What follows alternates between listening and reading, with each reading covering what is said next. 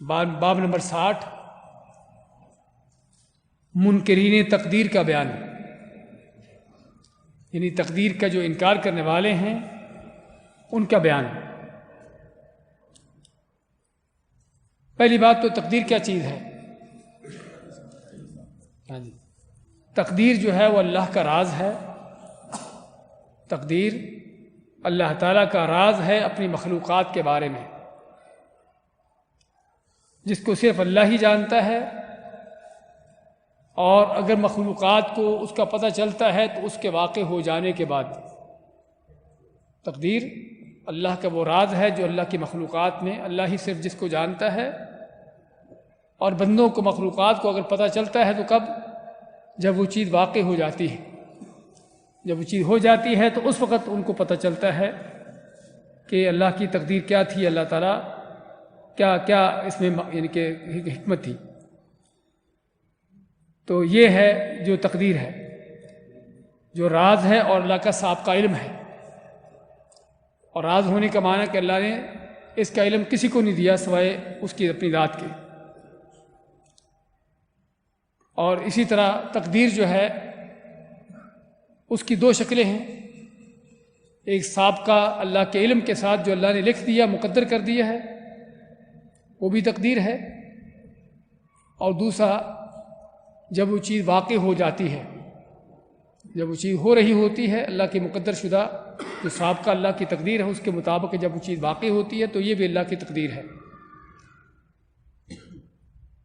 یعنی اس کے کہتے علماء کہ تقدیر سابق، پہلی تقدیر جو اللہ نے پہلے سے مقدر کر رکھی ہے اپنے سابقہ علم سے، اور وہ تقدیر جو انسان کے عمل کے یا مخلوقات کے جو حادثات ہیں، واقعات کے ساتھ اس کا پیش آنا۔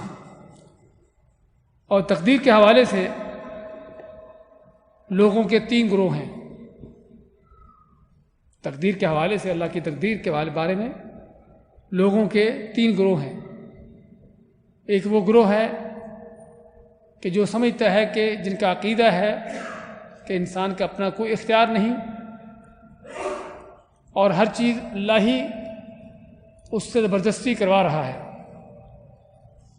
اور انسان مجبور ہے ہر چیز کو کرنے پر، اپنا اس کا کوئی اختیار نہیں۔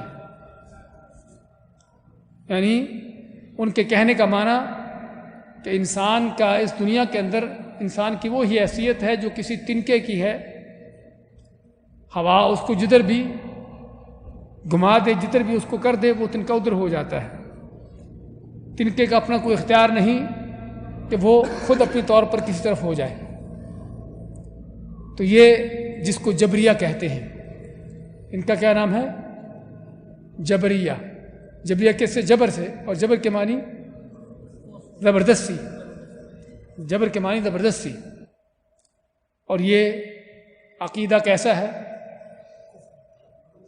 گمراہ کن عقیدہ ہے، کیونکہ اس عقیدے کا معنی کیا ہے کہ انسان کا اب جب اپنا کوئی اختیار ہی نہیں کسی نیکی برائی میں، تو پھر اس انسان کو کسی جزا سزا کا بھی مستحق نہیں ہے۔ کیونکہ اگر انسان نے اپنی کوئی اختیار سے کوئی چیز نیکی نہیں کی تو پھر اس نیکی کا اس کو اجر کا یعنی اجر کا مستحق نہیں ہے۔ اپنے اختیار سے اس نے کوئی برائی نہیں کی تو اس برائی پر بھی کسی سزا کا مستحق نہیں ہے، بلکہ اللہ اس سے زبردستی کروا رہا ہے۔ اور یہ بہت بڑا گمراہ کن عقیدہ بلکہ کفر تک پہنچتا ہے۔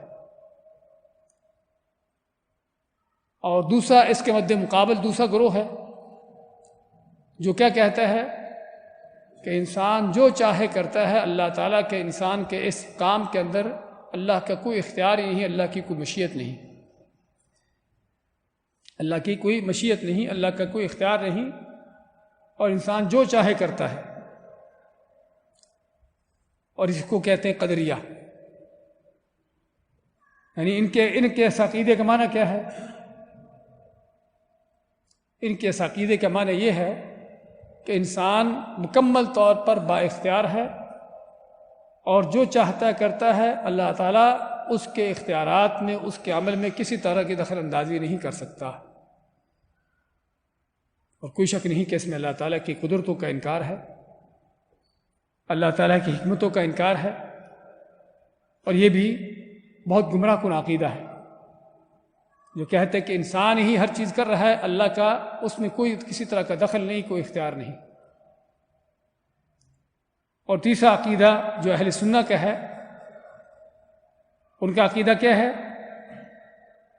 کہ انسان کا بھی ہر عمل میں، ہر کام میں انسان کا بھی اختیار ہے اور اللہ کی بھی اس میں مشیت ہے، اللہ کی مشیت بھی ہے۔ انسان کی جو مشیت، اس کی قدرت ہے، اس کی جو اختیار ہے، وہ اللہ تعالیٰ کی مشیت اختیار کے ساتھ ہے، اس کے بغیر نہیں۔ وما تشاءون الا ان یشاء اللہ، کہ تم نہیں کچھ بھی چاہتے مگر جو اللہ تعالیٰ چاہتا ہے۔ یعنی اس کا معنی کیا کہ انسان کی بھی اختیار ہے، اس کی بھی قدرت ہے، لیکن اس کی قدرت اختیار اللہ تعالیٰ کی اختیار اس کی مشیت کے ساتھ ساتھ ہے۔ اور یہ وہ چیز ہے جو ہم اپنی عقل سے بھی محسوس کرتے ہیں۔ انسان کوئی بھی نیکی یا برائی کرنا چاہتا ہے تو اس کو اس نیکی برائی کرنے کا اپنے سامنے دیکھتا ہے کہ اختیار ہے، اس کو اپنے سامنے دیکھتا ہے کہ اس کو اس نیکی یا برائی کرنے کا اختیار ہے۔ اگر نیکی ہے تو اس کو مجبور نہیں کر رہا کہ تم لازمی یہ کرو، اگر برائی ہے تب بھی اس کو مجبور نہیں کر رہا تو کہ تم لازمی یہ کرو، بلکہ انسان اپنے اختیار سے کرتا ہے۔ لیکن انسان کا یہ اختیار مستقل نہیں ہے، اللہ کی مشیت کے ساتھ ہے، اللہ کی تقدیر کے ساتھ ہے۔ اللہ نے اس کے لیے وہ چیز اللہ کی مشیت میں ہوتی، تقدیر میں ہوتی ہے تو وہ کرتا ہے، ورنہ چاہنے کے باوجود بھی نہیں کر پاتا۔ اور یہ ہم چیز دیکھتے ہیں کہ کتنی ہی دنیا میں چیزیں ہیں جو ہم کرنا چاہتے ہیں لیکن نہیں کر سکتے، نہیں کر پاتے، اس لیے کہ اللہ کی مشیت اس میں نہیں ہے۔ تو اس سے معلوم کیا ہوا کہ جو وسط عقیدہ ہے اس تقدیر کے حوالے سے وہ یہ ہے کہ اللہ نے انسان کو بے اختیار نہیں کیا، انسان کو بھی اختیار دیا ہے، انسان کی مشیت مرضی بھی ہے، لیکن اللہ تعالیٰ کی مرضی مشیت کے ساتھ ہے، مستقل نہیں ہے، الگ نہیں ہے۔ انسان کوئی چیز کرنا چاہتا ہے اور اگر اللہ کی مشیت ہوتی ہے تو کر پاتا ہے، ورنہ نہیں کر پاتا۔ تو یہ ہے تقدیر کے حوالے سے۔ اور تقدیر پر ایمان جو ایمان کے ارکان ہے اس میں سے چھٹا رکن ہے، ان تؤمن باللہ وملائکتہ وکتبہ ورسلہ والیوم الآخر وبالقدر خیرہ وشرہ، آگے اس کی حدیث آ رہی ہے۔ تو خیر کہنے کا مقصد کہ اس پر ایمان لانا فرض ہے، ضروری ہے، اس پر ایمان کے بغیر آدمی کافر ہے، کہ سمجھے کہ اللہ کی کوئی تقدیر نہیں یا تقدیر کا کوئی دخل نہیں انسان کے ساتھ، تو یہ بالکل گمراہی ہے۔ اور اس کے ساتھ ساتھ یہ بھی کہ تقدیر کے علماء نے 4 مرتبے ذکر کیے ہیں، تقدیر کے 4 مرتبے ذکر کیے ہیں۔ پہلا مرتبہ کیا ہے؟ اللہ کا علم، اللہ کی جو تقدیر ہے اس کے 4 مرتبے ہیں۔ پہلا مرتبہ کیا ہے؟ اللہ کا علم، کہ اللہ ہر چیز کو پہلے سے جانتا ہے، اللہ کا ہر چیز کو پہلے سے پتہ ہے کہ وہ چیز کیا ہے۔ اور آپ کے سامنے ماشاءاللہ ساتھیوں نے ان 4 مراتب کی دلیلیں بھی پیش کر دی ہیں۔ وَأَنَّ اللَّهَ قَدْ أَحَاطَ بِكُلِّ شَيْءٍ عِلْمًا، کہ اللہ نے ہر چیز کا علم کا احاطہ کیا ہوا ہے، اللہ ہر چیز کو پہلے سے جانتا ہے۔ اللہ جب کوئی چیز مقدر کرتا ہے تو سب سے پہلے اس میں کیا ہے؟ اللہ کا علم ہوتا ہے، اللہ کو پتہ ہے کہ یہ چیز کیا ہوگی، یہ آدمی مومن ہوگا یا کافر ہوگا، نیکی کرے گا برائی کرے گا، اللہ کو پہلے سے پتہ ہے۔ تو اپنے اللہ نے سابقہ علم سے وہ تقدیر، اللہ اس تقدیر کو جانتا ہے تو کیا کرتا ہے؟ اس تقدیر کو پھر لکھ دیتا ہے۔ اس لیے دوسرا مرحلہ کیا ہے تقدیر کا؟ وہ کتابت ہے، اس کو لکھنا ہے۔ دوسرا درجہ اس کا تقدیر کا لوح محفوظ میں لکھ دینا ہے۔ وَكُلَّ شَيْءٍ أَحْصَيْنَاهُ فِي إِمَامٍ مُبِينٍ، کہ ہم نے ہر چیز کو لوح محفوظ میں لکھ رکھا ہے۔ تو یہ دوسرا مرحلہ کہ اللہ نے سب سے پہلے اللہ ہر چیز کو جانتا ہے، اور جو اللہ جانتا تھا اس کو اللہ لکھ دیتا ہے، اپنے سابقہ علم کے ساتھ اس کو لکھ دیتا ہے۔ اور تیسرا کیا ہے؟ اللہ کی مشیت، اللہ کی مرضی۔ تیسرا درجہ اللہ کی مشیت اور قدرت کاملہ، کہ اللہ تعالیٰ یہ جو چیز مقدر کی ہے اس کو نافذ کرنے پر مکمل طور پر قادر ہے، اس پر اللہ کی مکمل مشیت ہے۔ اللہ کو اس چیز سے نافذ ہونے سے، اس چیز کے ہو جانے سے اللہ کو روکنے والا نہیں۔ اللہ کی قدرت کاملہ ہے اس میں، اللہ کی مشیت ہے۔ اور چوتھا درجہ کیا ہے؟ پھر اللہ تعالیٰ اس چیز کو جو اللہ نے مقدر کی ہوتی ہے اس کو کرتا ہے، وہ چیز ہوتی ہے۔ کسی انسان کو پیدا کرنا ہے، وہ انسان پیدا ہوتا ہے، سمجھے نا؟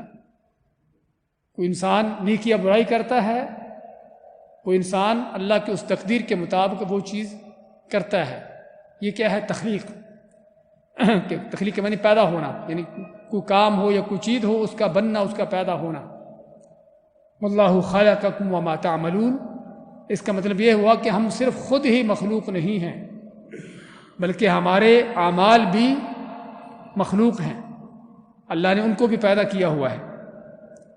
تو یہ تقدیر کے 4 مراحل پھر سے ان کا ذکر کرتے ہیں، تھوڑا چیزیں سمجھنے کی ہیں اور یاد کرنے کی ہیں، کیونکہ تقدیر کے حوالے سے بہت اہم اور بنیادی چیزیں ہیں جن کو جاننے کی ضرورت ہے کہ تقدیر کے 4 مرتبے ہیں یا 4 درجے ہیں۔ پہلا درجہ علم کا ہے کہ اللہ تعالیٰ ہر چیز کو سابقہ پہلے سے علم اس کو جانتا ہے، اور اللہ جس چیز کو سابقہ اللہ کا علم ہے اس کو کیا کرتا ہے؟ پھر لکھ دیتا ہے، مقدر کر کے لکھ دیتا ہے، اس کو لکھ دیتا ہے، اور لکھنے کے ساتھ اس چیز کو نافذ کرتا ہے، اور نافذ کرتے ہوئے اللہ تعالیٰ کی اس میں مکمل قدرت کاملہ، اس کی مشیت ہوتی ہے، اور اس کا نافذ ہونا، اس کا چیز کا بننا، پیدا ہونا، یہ چوتھا مرحلہ ہے کہ جس میں وہ چیز واقع اور وجود میں آتی ہے۔ جو اللہ کی مقدر شدہ چیز تھی صرف اللہ کے علم میں نہیں رہی، اللہ کے علم میں تھی، اللہ نے اس کو لکھ دیا، کتابت میں آ گئی، اور کتابت میں ہونے کے بعد ساتھ ساتھ اس میں اللہ تعالیٰ کی مشیت پر ایمان، کہ اللہ تعالیٰ اس پر مکمل طور پر اس کی مشیت ہے، اس کی قدرت ہے، اور پھر چوتھا کہ اللہ تعالیٰ اس کو جب چاہتا ہے اس کو ظاہر کر دیتا ہے، اس کو وجود میں لے آتا ہے، اس کی تخلیق کر دیتا ہے، اس کی تخلیق ہے، اس کا خلق ہے۔ تو یہ 4 مرحلے جو اس کی اللہ جو تقدیر کے حوالے سے ہیں۔ اسی طرح تقدیر کے حوالے سے مزید کہ تقدیروں کے، یعنی کہ ہم پہلی کو کہیں گے تقدیر کے جو ہے مرتبے، اور دوسرے اب تقدیر کے مراحل، کہ تقدیریں کن کن مرحلوں میں لکھی جاتی ہیں۔ ایک وہ تقدیر ہے جو ازلی ہے۔ ازلی کے معنی کہ شروع سے، ابتدا سے۔ کب سے؟ جب اللہ نے قلم کو پیدا کیا۔ اور قلم کو کب پیدا کیا؟ آسمان و زمین کے پیدا کرنے سے 50,000 سال پہلے۔ جس طرح کہ مسلم احمد کی حدیث ہے کہ آپ نے فرمایا کہ اللہ نے آسمان و زمین کو پیدا کرنے سے 50,000 سال پہلے، وہ ساری چیزیں ہمارے پاس آ رہی ہیں لیکن ہم مختصر طور پر ان چیزوں کو ذکر کر رہے ہیں۔ 50,000 سال پہلے قلم کو پیدا کیا، اور قلم کو پیدا کر کے فرمایا کہ لکھ۔ قلم نے کہا اللہ کیا لکھوں؟ اللہ فرمایا کہ وہ کچھ لکھ دے جو قیامت تک ہونے والا ہے۔ تو لوح محفوظ نے قلم نے لوح محفوظ کے اندر وہ کچھ لکھ دیا۔ یہ کیا ہے؟ تقدیر ازلی ہے، جو ابتدائی شروع کی تقدیر ہے۔ اور اس کے بعد دوسرا مرحلہ، دوسرا مرحلہ کیا ہے؟ جو عالم ارواح میں ہے۔ اللہ نے جب آدم علیہ السلام کو پیدا کیا، آدم علیہ السلام کو پیدا کر کے ان سے ان کی ذریت کو لیا، قیامت تک پیدا ہونے والی جو ان کی اولاد تھی ان کو نکالا، اور ان سے عہد لیا، الستُ بربکم، کیا میں تمہارا رب نہیں ہوں؟ تو یہ دوسری تقدیر جو عالم ارواح میں تھی۔ اور تیسری تقدیر جو عمری تقدیر ہے۔ عمری کے معنی کہ جس میں انسان کی پوری زندگی کی تقدیر لکھی جاتی ہے۔ اور یہ کب لکھی جاتی ہے؟ جب بچہ ماں کے پیٹ میں 4 ماہ کا ہو جاتا ہے۔ جب ماں کے پیٹ میں بچہ 4 ماہ کا حمل ہوتا ہے تو اس میں روح ڈلتی ہے، فرشتہ آتا ہے اس میں روح ڈالتا ہے، اور ساتھ ہی اس کی تقدیر لکھتا ہے، اس کی زندگی لکھتا ہے کتنی زندگی گزارے گا، اس کا رزق لکھتا ہے کتنی روزی پائے گا، اس کا اچھا یا برا ہونا، نیک یا بد ہونا لکھتا ہے۔ یہ عمری تقدیر ہے۔ اور چوتھی حولی تقدیر یا سالانہ تقدیر، وہ کب ہوتی ہے؟ لیلۃ القدر میں۔ کیا دلیل اس کی؟ اللہ فرماتا ہے فیہا یفرق کل امر حکیم، کہ اس رات میں ہر بڑے اہم کام کا، حکیم کام کا فیصلہ ہوتا ہے۔ تو لیلۃ القدر میں انسان کے ساتھ سال بھر میں جو کچھ اس کے ساتھ پیش آنے والے معاملات ہیں ان سبھی کے لیلۃ القدر میں فیصلے ہوتے ہیں۔ یہ سالانہ تقدیر۔ اور 5ویں یومیہ تقدیر، کہ ہر روز انسان کے ساتھ کیا پیش آئے گا، ہر روز انسان کے ساتھ کیا پیش آتا ہے۔ اس کی دلیل کل یوم ہوا فی شأن، سورۃ الرحمن میں اللہ نے فرمایا کہ وہ ہر روز اپنے کاموں میں مگن ہے، اپنے معاملات اس کے چل رہے ہیں۔ ہر روز کسی کو امیر کو غریب کر دیا، غریب کو امیر کر دیا، صحت مند کو بیمار کر دیا، بیمار کو صحت مند کر دیا، سمجھے نا؟ ہر روز اس کے معاملات چل رہے ہیں۔ یہاں پر آپ کہیں گے کہ تقدیر جب اللہ نے قلم کو پیدا کیا تھا اسی وقت ساری لکھ دی تھی، تو پھر اس کے بعد یہ عمری تقدیر ہو یا سالانہ ہو یا یومیہ ہو، یہ ساری اس کی حقیقت کیا ہے؟ ہاں جی، اس کی حقیقت کیا ہے؟ اس کے اندر تفصیلات ہیں۔ یعنی اس کی مثال آپ اس طرح سے لیجئے کہ آپ کسی کمپنی میں جاب کے لیے جاتے ہیں، آپ کو انٹرویو ہوتا ہے فرض کرو، اور پھر آپ کو سلیکٹ کر لیا جاتا ہے اور کہا جاتا ہے کہ آپ نے ہمارے پاس یہ کام کرنا ہے۔ آپ کو ایک ٹارگٹ دے دیا جاتا ہے، کام دے دیا جاتا ہے، لیکن کیا پہلے اس وقت ہی ساری آپ کو ہر روز ہر گھنٹے میں جو آپ نے کرنا ساری ڈیٹیل مل جاتی ہے؟ نہیں، صرف ایک بڑی سی موٹی سی اس کی جو کیفیت ہے آپ کو دی جاتی ہے کہ آپ کا یہ کام ہے، آپ نے یہ کام کرنا ہے۔ اب اس کے بعد پھر مزید ہر کمپنی کی جو ادارہ ہوتا ہے اس کا سالانہ اس کا پلان ہوتا ہے کہ ہم نے اس سال یہ کام جو ہمارا ہے اس کو کتنا نپٹانا ہے، کتنا یہ کام کرنا ہے، ان کا سالانہ پلان ہوتا ہے۔ سالانہ پلان کے ساتھ ساتھ بعض اوقات ماہانہ پلان ہوتا ہے یا ویکلی پلان ہوتا ہے ان کا، کہ ہم نے اس مہینے میں ہم نے کیا کرنا ہے، اور پھر ڈیلی کا کہ پوری جس میں ڈیٹیل ہوتی ہے کہ آپ کی آج کے دن میں کیا کیا ڈیوٹیاں ہیں، آج کے دن میں آپ کا کام جو ہے اس میں آپ نے اس میں کس چیز کتنا نپٹانا ہے، اس میں کیا کچھ کرنا ہے۔ اسی طرح سے اللہ تعالیٰ کی یہ تقدیر کے مراحل۔ تو یہ تقدیر کے حوالے سے جو بڑی بڑی موٹی چیزیں تھیں۔ پہلی بات تقدیر کا معنی کیا ہے، تقدیر کا معنی پھر کیا سمجھے آپ؟ اللہ کا سابقہ علم ہے جو اللہ کے پاس اللہ کی مخلوقات کے بارے میں راز ہے، وہ راز صرف اللہ ہی جانتا ہے کہ کس کے ساتھ کیا پیش آئے گا۔ اللہ کا سابقہ علم ہے، اور جس علم کے ساتھ اللہ تعالیٰ اس چیز کو لکھ دیتا ہے، یہ تقدیر کے مراتب، علم اللہ کا، اس کا لکھنا، اور لکھتے ہوئے اللہ تعالیٰ کی پوری مشیت، پوری قدرت کاملہ ہوتی ہے کہ اس کو روکنے والا نہیں، اس کو کوئی منع کرنے والا نہیں کہ تو ایسا کیوں کر رہا ہے، اور پھر اس کو نافذ کرتا ہے، اس کو تخلیق کی شکل میں، پیدا کرنے کی شکل میں۔ یہ تقدیر کے مراتب 4، اور اس کے مراحل جو 5 ہم نے ذکر کیے ہیں۔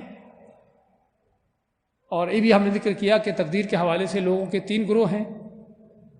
ایک وہ جو کہتا ہے کہ انسان کا اپنا کوئی اختیار ہی نہیں ہے، انسان مجبور ہے، اور اللہ تعالیٰ اس سے زبردستی ہر چیز کروا رہا ہے، اور یہ کوئی شک نہیں کہ اللہ کی حکمت میں، بلکہ اللہ تعالیٰ کے بارے میں ظالم ہونے کا اس کو تہمت لگانا ہے، کہ اس کا مطلب کہ اللہ تعالیٰ خود ہی لوگوں سے جرم کروا رہا ہے اور خود ہی ان کو جہنم میں بھیج رہا ہے۔ اس سے بڑھ کر ظلم کیا ہوگا؟ تو اس یہ بہت بڑی گمراہی ہے۔ یہ عقیدہ رکھنا کہ انسان مجبور ہے، اس کا کوئی اختیار نہیں، اور انسان زبردستی اللہ کی تقدیر پر چل رہا ہے، ایسی چیز نہیں، غلط ہے۔ اس کے مد مقابل جو کہتے ہیں کہ انسان ہی کا سارا اختیار ہے، اللہ کے کوئی اس کے معاملات میں کوئی دخل نہیں، اور یہ قدریہ ہیں کہ جو ان کا عقیدہ بھی غلط ہے۔ کس لحاظ سے؟ کہ اللہ تعالیٰ کو انسان کے معاملات سے، اس کی چیزوں سے بے دخل کر دیا، کہ جب کہ انسان اللہ کی مشیت، مرضی اور اس کی تقدیر کے بغیر کچھ کر سکتا ہی نہیں۔ اور اہل سنت کا عقیدہ کیا ہے؟ کہ انسان کی بھی قدرت ہے، اس کا بھی اختیار ہے، لیکن اس کا اختیار قدرت اللہ تعالیٰ کی قدرت اختیار کے ساتھ ہے، اس کی مشیت کے ساتھ ہے، مستقل نہیں ہے، دونوں ایک دوسرے کے ساتھ ہیں۔ تو یہ ہے تقدیر کے حوالے سے۔ اب ہم لیتے ہیں اس موضوع پر جو یعنی کہ مؤلف نے جو ذکر کیا ہے۔ عبداللہ بن عمر نے فرمایا، اس ذات کی قسم کہ جس کے ہاتھ میں عبداللہ بن عمر کی جان ہے، اگر کسی کے پاس احد پہاڑ کے برابر بھی سونا ہو اور اسے اللہ کی راہ میں خرچ کر دے تو اس کا یہ عمل اللہ کے ہاں اس وقت تک قبول نہ ہوگا جب تک وہ تقدیر پر ایمان نہ لائے۔ پھر انہوں نے اس بات پر بطور دلیل نبی کریم صلی اللہ علیہ وسلم کا ارشاد پیش کیا، الایمان، ایمان کیا ہے؟ ان تؤمن باللہ، کہ تو اللہ پر ایمان لائے، وملائکتہ، اس کے فرشتوں پر، وکتبہ، اس کی کتابوں پر، ورسلہ، اس کے رسولوں پر، والیوم الآخر، اور آخرت کے دن، قیامت کے دن پر، وتؤمن بالقدر خیرہ وشرہ، اور تو تقدیر پر ایمان لا کہ وہ تقدیر اچھی ہو یا بری ہو، کہ تیرے ساتھ جو بھی کچھ پیش آنے والا ہے، خوشی غمی، اچھائی برائی، جو بھی تیرے ساتھ پیش آ رہا ہے وہ اللہ کی تقدیر سے ہے، اس کے بغیر نہیں ہے۔ تو عبداللہ بن عمر کا اس میں کیا فرمانا ہے؟ اس وقت تک کوئی کسی کا عمل قبول نہیں ہو سکتا، چاہے احد پہاڑ کے برابر بھی سونا خرچ کر دے، جب تک وہ تقدیر پر ایمان نہ لائے۔ اور اصل ان کے یہ قول جو ہے اس کی بیک گراؤنڈ یہ ہے کہ دو آدمی جو عراق سے آئے،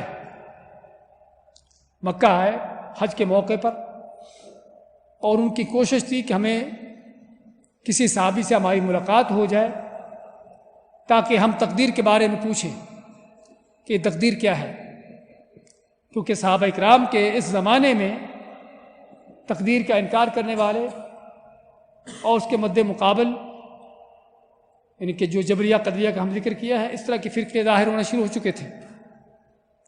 کچھ لوگ کہتے کہ کوئی تقدیر نہیں، بس انسان مجبور ہے۔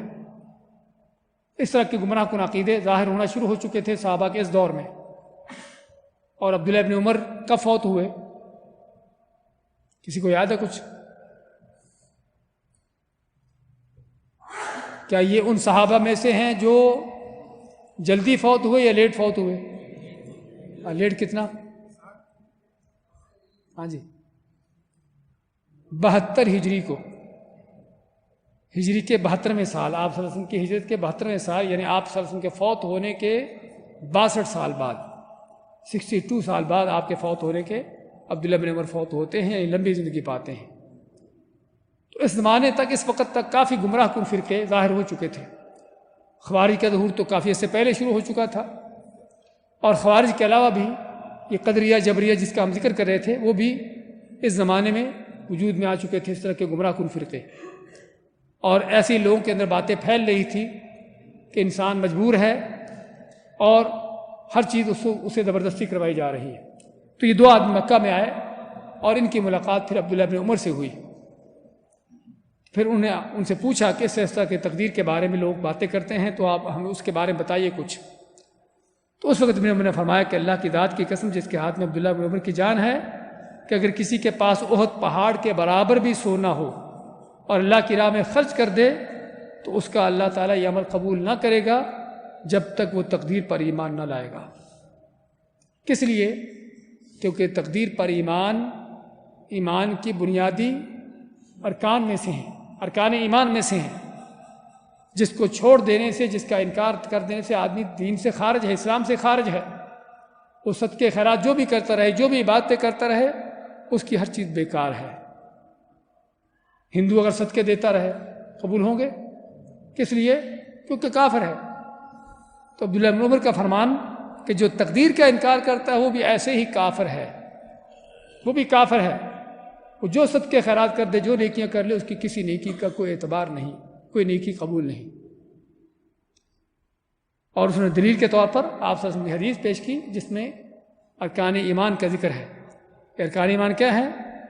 ان تؤمن باللہ وملائکتہ وکتبہ ورسلہ وبالیوم الآخر وبالقدر خیرہ وشرہ۔ ایمان کے 6 ارکان، جس کو ہمارے ملکوں میں ایمان مفصل کا نام بھی دیتے ہیں۔ اس کے بعد عبادہ بن صامت کی حدیث ہے، اور اپنے بیٹے سے فرمایا کہ بیٹا تو اس وقت تک لذت ایمان سے لطف اندوز نہیں ہو سکتا، ایمان کی لذت کو نہیں پا سکتا، جب تک یہ یقین نہ کر لے کہ جو تکلیف تجھے پہنچنے والی ہے وہ تجھ سے کبھی ٹل نہیں سکتی، اور جو نہیں پہنچنے والی وہ تم تک کبھی پہنچ نہیں سکتی۔ میں نے رسول اللہ صلی اللہ علیہ وسلم کو فرماتے ہوئے سنا، ان اول ما خلق اللہ القلم فقال له اکتب فقال ربی وماذا اکتب قال اکتب مقادیر کل شیء حتی تقوم الساعہ۔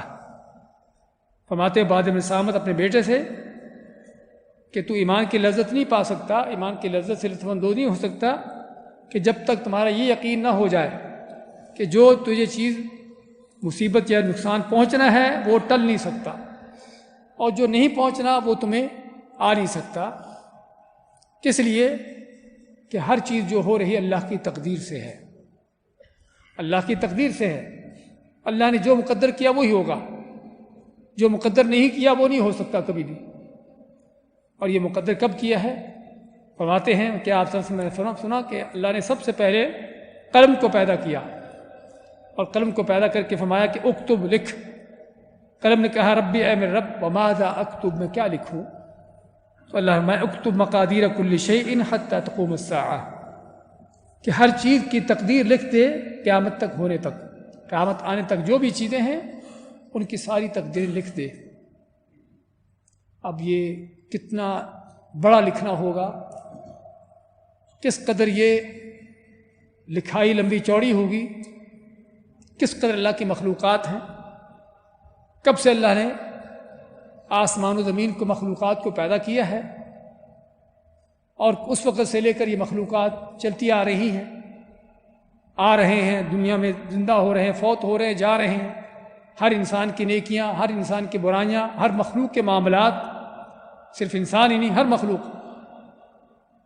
تو یہ کس قدر کتنی بڑی کتابت ہوگی جو اللہ نے لکھوائی ہے، اور اس سے پتہ چلتا ہے کہ اللہ تعالیٰ کے معاملات کتنے عظیم ہیں۔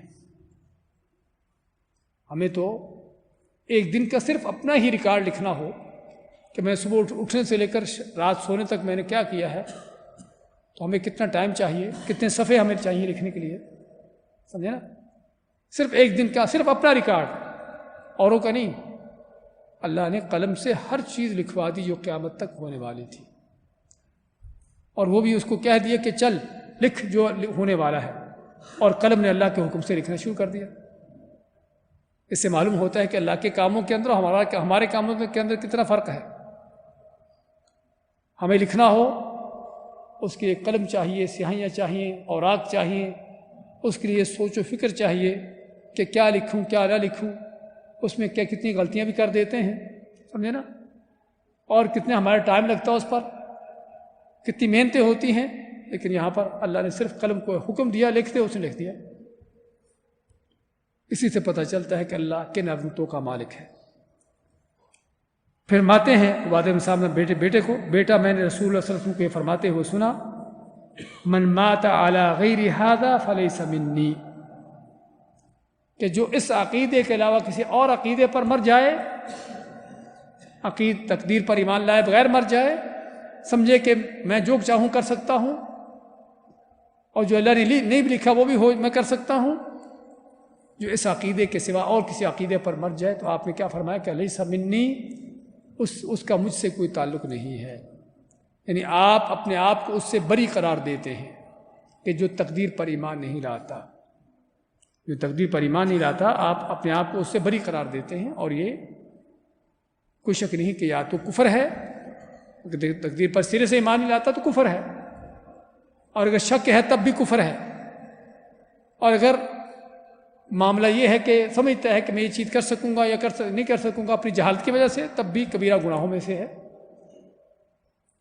اور مسند احمد کی ایک روایت میں ہے اسی حدیث کی، جب یہ آتا ہے کہ فلاں کتاب کی روایت میں ہے تو مانا کہ حدیث وہی ہے لیکن ایک دوسری روایت ہے۔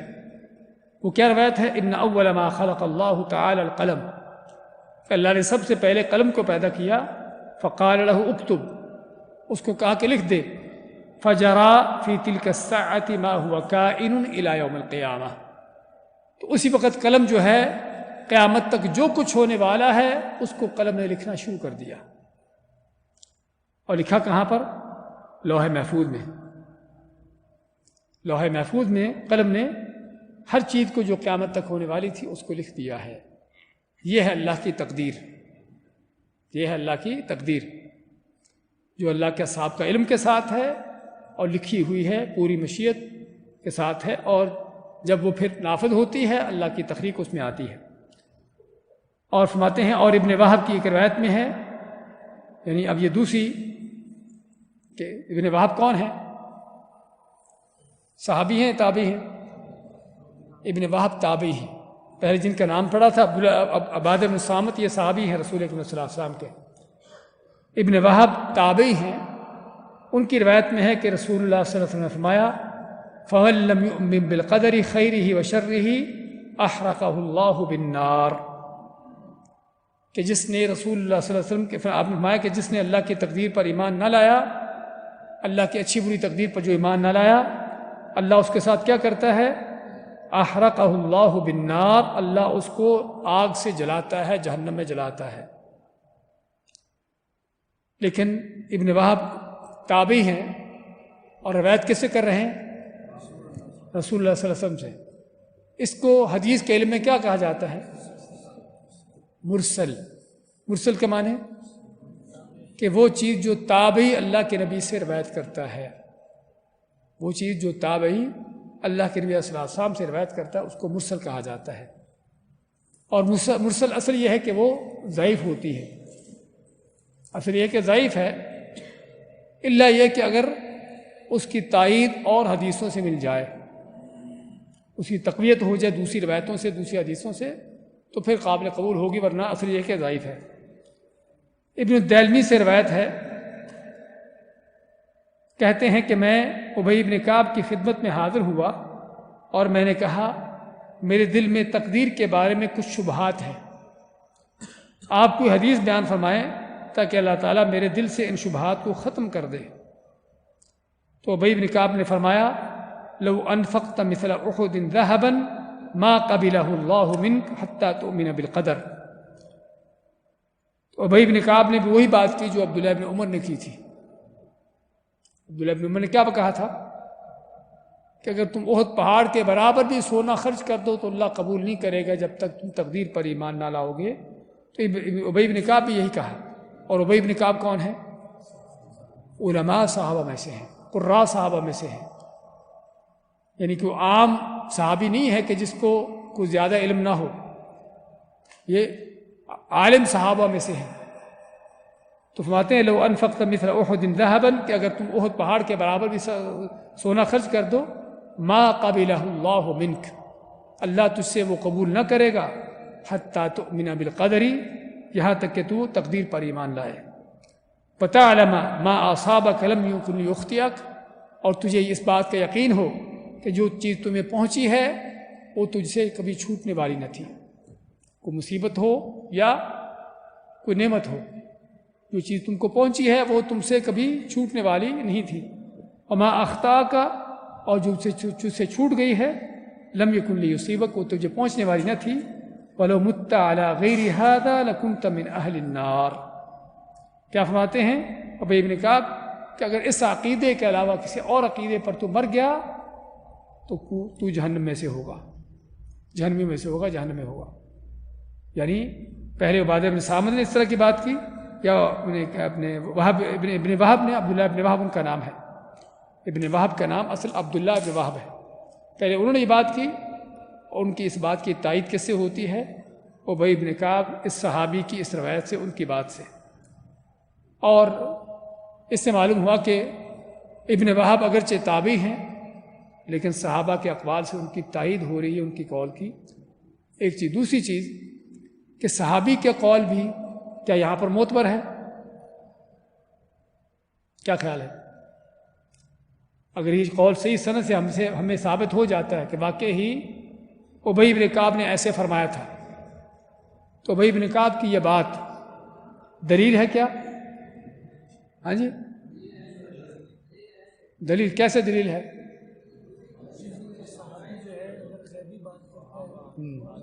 جی ہاں، بہت اہم نقطہ سمجھیے ذرا کہ صحابی بعض اوقات تو فقہی مسئلہ ہوتا ہے جس میں اپنی رائے اجتہاد کا دخل ہوتا ہے، آدمی اپنی رائے سے اجتہاد کر سکتا ہے کہ یہ چیز ایسے ہونا چاہیے ایسے ہونا چاہیے۔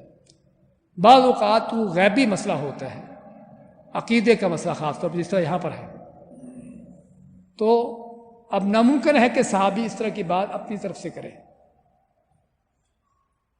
صحابی ممکن نہیں کہ اپنی طرف سے کوئی بات کہہ دے کہ ایسا ہوگا ایسا ہوگا۔ اب وہ آج کے جاہل تو اس طرح کی باتیں کرتے ہیں لیکن صحابہ کرام ایسا کام نہیں کرتے تھے۔ تو صحابہ کرام کا اگر کوئی غیب کی بات کرتے تو ان کے لیے دو ہی چیزیں ہوتی تھیں، یا تو قرآن و سنت سے، یعنی اللہ تعالیٰ نے قرآن میں کوئی چیز ذکر کی ہے یا آپ صلی اللہ علیہ وسلم کی وہ حدیث انہوں نے سنی تھی اس کے مطابق وہ کہہ رہے ہیں، یا پھر کیا ہے، یا پھر سابقہ آسمانی کتابیں بنی اسرائیل یہود و نصارہ کی تعلیمات سے بعض اوقات، تو یہ چیز ہوتی تھی۔ لیکن بعض اوقات ہم دیکھتے ہیں کہ یہ چیز اگرچہ اہل کتاب سے بھی ہو تب بھی اسلام کے اصولوں کے خلاف نہیں ہے۔ تقدیر پر ایمان ایمان کے ارکان میں سے ہے، جس کا انکار کرنا کفر ہے، اور کفر کرنے والے کا انجام کیا ہے؟ جہنم ہے۔ تو اس کا معنی ابی بن کعب کی یہ بات اگرچہ آپ صلی اللہ علیہ وسلم سے نہ بھی انہوں نے سنی ہو، اہل کتاب سے بھی ہو، تب بھی یہ مقبول ہے، قابل اعتبار ہے، کیونکہ اسلام کے اصولوں کے مطابق ہے، اس کے مخالف نہیں ہے۔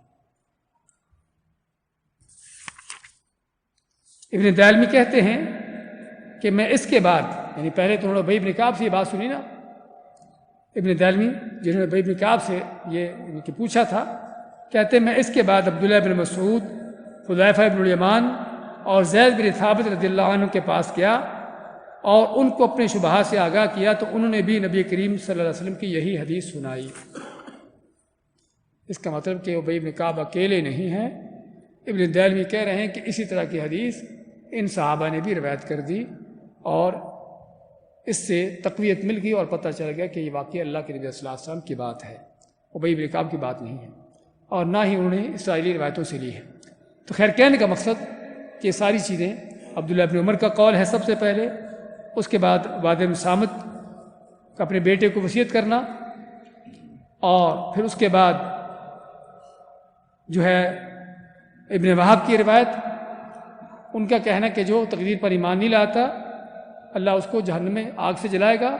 اس کے بعد ابن دالمی کی روایتیں کہ جس میں انہوں نے ابی بن کعب، ابن مسعود اور حذیفہ بن الیمان اور زید بن ثابت، اور یہ سبھی وہ صحابہ ہیں جو علماء صحابہ ہیں، زید بن ثابت بھی، حذیفہ بن الیمان بھی، یہ سبھی ابی بن کعب بھی، سبھی وہ صحابہ ہیں جو علماء صحابہ ہیں، عبداللہ بن مسعود بھی۔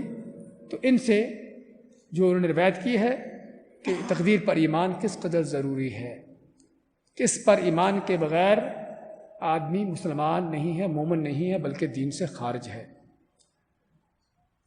اور تقدیر پر ایمان کے حوالے سے اللہ کے نبی صلی اللہ علیہ وسلم پہلے سے پیشین گوئی کر دی کہ بعض گمراہ کن فرقے ہوں گے جو تقدیر کا انکار کریں گے، یا کہیں گے کہ انسان خود بخود جو کر رہا ہے اللہ کا کوئی دخل نہیں۔ وہ گمراہ کن فرقے جو کہ جبریہ اور قدریہ کا ہم ذکر کیا ہے، تو ایک صحیح حدیث میں ہے، جو حدیث ابو داؤد ترمذی وغیرہ کی ہے، اس میں کیا ہے کہ آپ فرمایا کہ القدریۃ مجوس هذه الامہ، اس امت مسلمہ کے مجوسی کون ہے؟ قدری ہیں۔ قدری کون ہے؟ جو کہتے ہیں کہ انسان جو کچھ کر رہا ہے خود ہی کر رہا ہے، اللہ کا اس کے معاملات میں کوئی دخل نہیں، اللہ کی کوئی مشیت نہیں، اللہ کی کوئی تقدیر نہیں۔ تو آپ نے کیا فرمایا کہ قدریہ جو ہیں اس امت کے مجوسی ہیں، اور مجوسی کون تھے؟ کافر تھے، آگ کی پوجا کرنے والے مشرک تھے. تو یہ بھی اس طرح سے مجوسی ہیں. ان مرضوا فلا تعودوہم، بیمار ہو جائے ان میں سے کوئی تو اس کی عیادت نہ کرو، اس کی بیمار پرسی نہ کرو. وان ماتوا فلا تشہدوہم، اور اگر ان میں سے کوئی مر جائے تو اس کا جنازہ نہ پڑھو. یعنی معنی کیا ہوا کہ پہلے تو آپ نے ان کو کافروں سے تشبیہ دی، مجوسیوں سے جو کھلے کافر ہیں، آگ کی پوجا کرنے والے، اور پھر مسلمانوں کو حکم دیا کہ ان سے اپنا تعلق توڑ کے رکھیں جس قدر یہ گمراہ ہے. اس سے پتہ چلا کہ یہ عقید تقدیر کے حوالے سے گمراہیوں کا شکار ہونا کوئی معمولی سی گمراہی نہیں، بہت بڑی گمراہی ہے جو انسان کو کفر تک پہنچا دیتی ہے. اس لیے تقدیر پر ایمان لانا ضروری ہے. اور تقدیر پر ایمان لانے کے حوالے سے کیا ہے کہ اللہ کا سابقہ علم ہے، اللہ کا راز ہے مخلوقات کے اندر، اللہ کے علم کا جو صرف اللہ ہی جانتا ہے، اور اللہ نے اپنے سابقہ علم سے جو کچھ کسی کے ساتھ پیش آنے والا تھا قیامت تک اللہ نے اس کو لکھ دیا ہے. اور یہ تقدیر انسان کے لیے حجت نہیں ہے. مزید یہ مسئلہ تقدیر کے حوالے سے کہ تقدیر انسان کے لیے حجت نہیں ہے. کوئی یہ کہے کہ اللہ نے میرے لیے ایسا لکھا ہوا تھا تو میں نے اس لیے کر لیا. مشرکوں نے کیا کہا؟ لو شاء اللہ ما اشرکنا ولا آباؤنا، کہ اگر اللہ تعالیٰ چاہتا تو نہ ہم شرک کرتے نہ ہمارے بڑے شرک کرتے. یعنی ان کے کہنے کا معنی کہ ہمارا شرک جو ہے اللہ کی مشیت سے، اللہ کی تقدیر سے ہے. اللہ نے چاہا تو ہم نے شرک کیا ہے، ورنہ نہ چاہتا تو نہ شرک کرتے ہم. تو اللہ نے ان کا رد کیا. تو تقدیر جو ہے وہ انسان کے گناہوں پر، اس کی غلطیوں پر، اس کے شرک و کفر، ان چیزوں پر ان کے لیے حجت نہیں ہے کہ اللہ نے میرے لیے ایسے لکھا تھا میں نے ایسے کر دیا. حجت کیوں نہیں ہے؟ سب سے پہلی چیز تو کسی کو کیا پتا کہ اللہ نے اس کے لیے کیا لکھا ہے. کسی آدمی نے غلط کام کیا یا کوئی کفر پر ہے تو اس کو اس چیز کا کہاں سے علم ہوا کہ اللہ نے اس کا کافر ہونا لکھا ہوا ہے؟ ہاں، وہ کہے گا کہ میں چونکہ کافر ہوں اس بات کی دلیل ہے کہ اللہ نے میرا کفر لکھا ہوا تھا. پھر کیا جواب دیں گے؟ ہم کہیں گے کہ تو اس وقت کافر ہے، اس حالت میں، آنے والے وقت میں تو کیا ہوگا تجھے نہیں پتا. کتنے لوگ ہیں ایک وقت میں گمراہ ہوتے ہیں، مشرک ہوتے، کافر ہوتے ہیں، اللہ ان کو آگے زندگی کی کسی موڑ پر ان کو ہدایت دیتا ہے. کیا خیال ہے؟ صحابہ کرام اکثر کون ہیں؟ اکثر صحابہ یہی لوگ تھے، پہلے کفر و شرک میں تھے، اللہ نے ان کو ایمان ہدایت دی. تو کوئی اگر یہ کہتا بھی چونکہ اللہ نے میرا کفر لکھا ہوا تھا اس لیے میں کافر ہوں، یہ نہیں ہے. کیونکہ تقدیر، یہ ہم نے بتایا اللہ کے پاس راز ہے جس کو کوئی نہیں جانتا. اس لیے یہ دعویٰ کرنا کہ اللہ نے میرے لیے ایسا لکھا ہوا تھا یہ سراسر اس کی جہالت ہے، علم غیب کا دعویٰ ہے. ایک چیز. دوسری چیز، ہم تقدیر کو جاننے کے مکلف بھی نہیں ہیں، نہ تو ہم جانتے ہیں اور نہ ہی تقدیر کو جاننے کے مکلف ہے. مکلف ہونے کا معنی کہ ذمہ دار ہے کہ ہم ڈھونڈے کہ اللہ نے ہمارے لیے کیا لکھا ہے. ہم اس کے ذمہ دار نہیں ہیں. ہم کس چیز کے ذمہ دار ہیں؟ عمل کرنے کے. نبی کریم علیہ السلام نے جب فرمایا نا صحابہ کرام کو مخاطب کر کے کہ تم میں سے کوئی بھی ایسا نہیں مگر اس کا ٹھکانہ جنت یا جہنم میں لکھا ہوا ہے. ہر انسان اللہ نے اس کا ٹھکانہ جنت یا جہنم میں لکھا ہوا ہے. تو صحابہ نے کیا فرمایا کہ پھر ہم عمل کیوں کرتے ہیں؟ آپ نے کیا فرمایا کہ تمہارا کام عمل کرنا ہے، تمہاری ڈیوٹی یہ ہے، اعملوا، تمہارا کام عمل کرنا ہے. تم میں سے کون جنت میں لکھا ہوا ہے کون جہنم میں لکھا ہوا ہے اس کا نہ تم کو علم ہو سکتا ہے اور نہ تم اس کا علم پانے کا کوئی رستہ پا سکتے ہو، اور نہ اس کو معلوم کرنا تمہاری ذمہ داری ہے. تمہاری ذمہ داری عمل کرنا ہے، تمہاری ذمہ داری عمل کرنا ہے، عمل کرو تم. اس لیے یہ کہنا کہ اللہ نے میرے لیے ایسا لکھا ہوا تھا تو میں ایسا ہو گیا، یہ چیز غلط ہے. دنیاوی لحاظ سے اگر ہم مثال دینا چاہیں، ویسے تو دنیاوی طور پر کوئی بھی کسی انسان کے مستقبل کے بارے میں فیصلہ نہیں کر سکتا کہ اس کے ساتھ کیا ہوگا. لیکن بعض اوقات کسی چیز کا تجربہ ہونے کی وجہ سے اور وہ بھی شروع میں نہیں، ایک چیز کے ساتھ چلنے کے ساتھ ساتھ اس کا تجربہ ہونے کی وجہ سے کوئی آدمی اس کے بارے میں کہہ سکتا ہے کہ اس کے ساتھ ایسا ہوگا۔ ایک استاد نے، ٹیچر نے اسٹوڈنٹس کو پڑھایا پورا سال، 9-10 مہینے، 10-11 مہینے ان کو پڑھایا، اور وہ 10-11 مہینے اسٹوڈنٹس کے اس کے ساتھ ٹیچر سے پڑھتے رہے، اس کے ساتھ سوال جواب ہر چیز چل رہی ہے، تو اس دوران ٹیچر کو اندازہ ہو گیا ہے کہ کون ان میں سے پاس ہوگا، کون فیل ہوگا،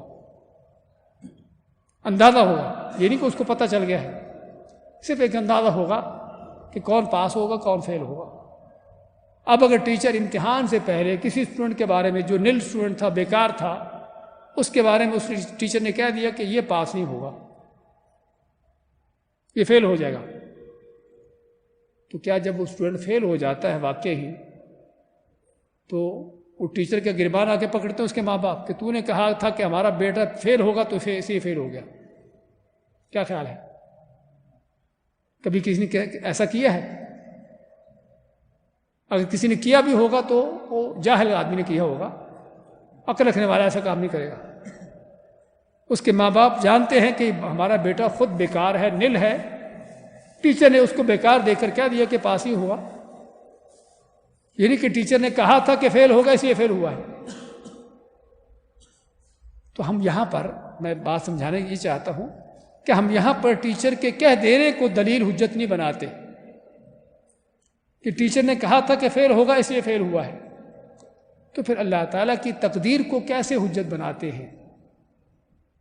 حالانکہ ٹیچر نے جو کہا تھا فیل ہوگا صرف اس کا ایک اندازہ تھا، جبکہ اللہ کا صرف اندازہ نہیں بلکہ یقینی علم ہے، ٹھوس علم ہے کہ واقعی یہ انسان ایسا ہوگا، اور وہ علم کی حد تک، یہ نہیں کہ اللہ نے وہ چیز اس کے اوپر ٹھوس دی ہے، اس پر مسلط کر دی ہے کہ ایسا آدمی کر کے رہے گا، نہیں، اللہ کو پہلے سے پتا تھا کہ اس طرح کا ہوگا، اللہ نے لکھ دیا۔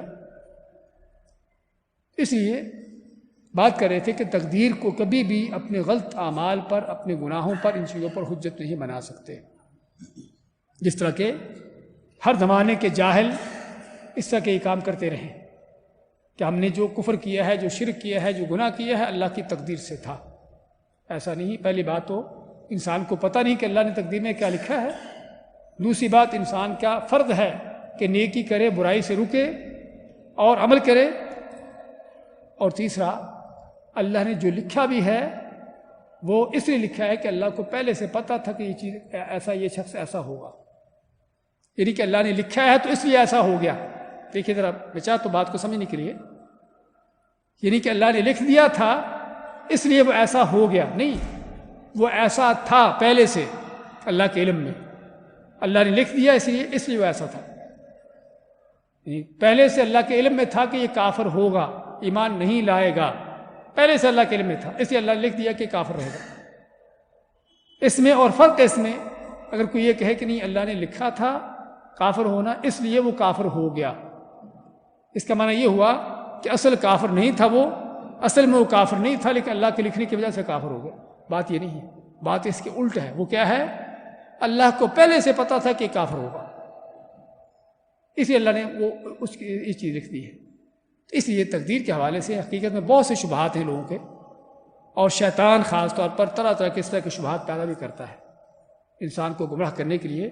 اس لیے ضرورت ہے ان چیزوں کو جاننا، ان چیزوں کو سمجھنا کہ تقدیر اللہ کا سابقہ علم ہے، جو اللہ کے پاس راز ہے، جس کو انسان نہیں پہنچ سکتا، نہ کوئی انسان جان سکتا ہے، نہ آپ جان سکتے ہیں، نہ کوئی نبی، نہ کوئی ولی، نہ کوئی وہ درگاہوں پر بیٹھے ہوئے جو لوح محفوظ کو دیکھ لیتے ہیں، ہے نا، کہ بابا جی نے لوح محفوظ پر نظر ڈالی اور بتا دیا کہ آپ کے ساتھ ایسا ہوگا۔ وہ لوح محفوظ نہیں، وہ شیطان ان کو نظر آتے ہیں جو ان کو پڑھاتے سکھاتے ہیں، اور کچھ نہیں ہوتا۔ خیر، کہنے کا مقصد یہ اللہ کے پاس راز ہے جس کو فرشتہ بھی نہیں جانتا۔ رحم کے اوپر مقرر فرشتہ کیا کہتا ہے؟ حدیث کے الفاظ ہیں کہ جب انسان کے اندر، بچے کے اندر جان ڈالتا ہے تو پوچھتا فرشتہ، اللہ میں کیا لکھوں، اس کی کتنی زندگی لکھوں، اس کی کتنی روزی لکھوں، اس کے بارے میں کیا لکھوں، نیک یا بد، اللہ سے ایک ایک چیز پوچھتا ہے، اللہ اس کو بتاتا جاتا ہے، وہ لکھتا جاتا ہے، اس فرشتے کو بھی نہیں پتہ ہوتا۔ تو بابا جی کو کہاں سے پتہ چل گیا؟ اس سے ہمیں ان گمراہیوں کا پتہ چلنا چاہیے، اندازہ ہونا چاہیے۔ تو خیر، یہ تقریر کا موضوع کہ جو بڑا اہم ترین موضوع ہے،